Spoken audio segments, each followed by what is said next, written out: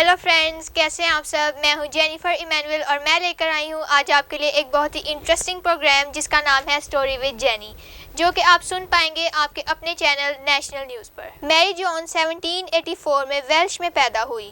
میری جونز ایک بہت غریب فیملی سے تھی اور اس کے پیرنٹس کپڑے بوننے کا کام کرتے تھے۔ ان کے پیرنٹس کرسچن تھے اور خدا سے بہت پیار کرتے تھے۔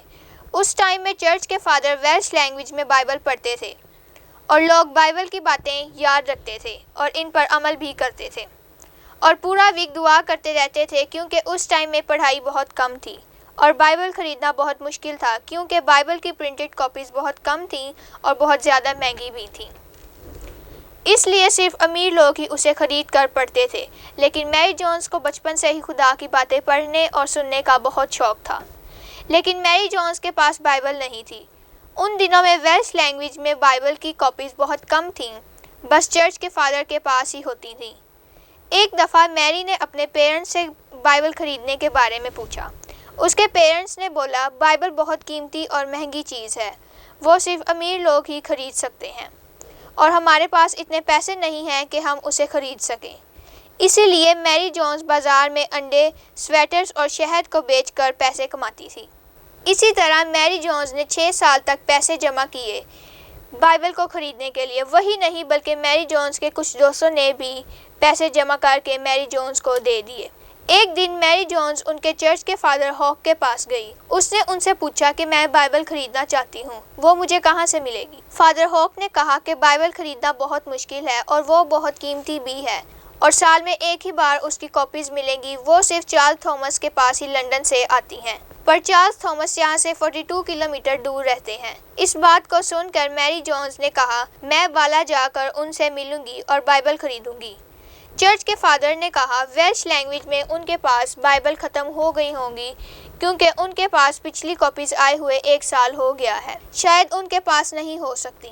لیکن میری جونز نے خدا پر یقین رکھا کہ اسے بائبل ضرور ملے گی۔ میری جونز نے بالا جانے کے لیے سن 1800 میں ایک صبح میں نکلی اور ہمیشہ کی طرح پہاڑی علاقے میں 42 کلومیٹر کے راستے پر چلنے لگی۔ وہ راستے میں ایڈورڈ سے ملی۔ ایڈورڈ فادر ہاک کا دوست تھا۔ ایڈورڈ میری جونز کی باتیں سن کر بہت حیران ہوا کہ ایک 15 سال کی لڑکی بائبل خریدنے کے لیے 42 کلومیٹر پیدل چل کر آئی ہے۔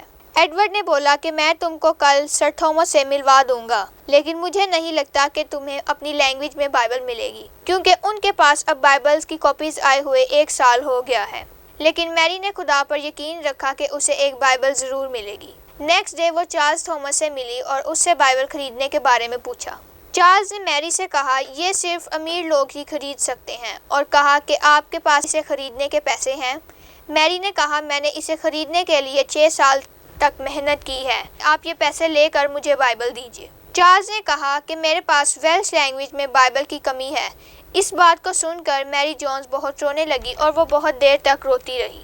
یہ سب کچھ ایڈورڈ اور چارلس دیکھ کر بہت حیران ہوئے کہ ایک 15 سال کی لڑکی بائبل کے لیے بہت رو رہی ہے۔ تھوڑی دیر کے بعد چارلس تھامس نے میری جونز سے آ کر کہا، یہ کاپی ویلش لینگویج میں میرے پاس ایک ہی ہے، لیکن میں یہ آپ کو دوں گا، تم اسے پڑھ کر دعا کرنا تاکہ اور بھی کئی کاپیز ہم پرنٹ کر سکیں۔ میری جونز خوشی سے بائبل پکڑ کر اپنے گلے لگا لیتی ہے اور اسے لے کر ویلش سٹی واپس چلی جاتی ہے۔ وہ جب ویلش گئی تو وہ بائبل کو پکڑ کر سب کو سنانے لگی۔ میری جونز کو بائبل کے لیے اس کی چاہت دیکھ کر چارلس تھامس کو بہت خوشی ہوئی اور اس نے یہ بات کو ریلیجیس ٹریکٹ سوسائٹی کو بتایا، اور اس کے بعد اس نے ویلش لینگویج میں بہت سی بائبلز بنا کر ان سب کو دی۔ انہوں نے جہاں پر وہ بائبلز بناتے تھے اس جگہ کا نام بائبل سوسائٹی رکھا، اور اب بائبل سوسائٹی منیمم 200 سے بھی زیادہ کنٹریز میں کام کر رہی ہے۔ سو فرینڈز، میری جونز کی سٹوری ہمارے لیے بہت انکریجنگ ہے، جو اس 15 سال کی لڑکی کی وجہ سے آج بائبل مقدس گھر گھر میں موجود ہے، جسے ہم پڑھتے ہیں اور برکتیں حاصل کرتے ہیں۔ اور فرینڈز، ہمارے چینل کو سبسکرائب، لائک اور آل بیل کے آئیکن کو ضرور پریس کریں تاکہ آنے والی ویڈیوز کا نوٹیفیکیشن آپ تک پہنچ سکے۔ God bless you.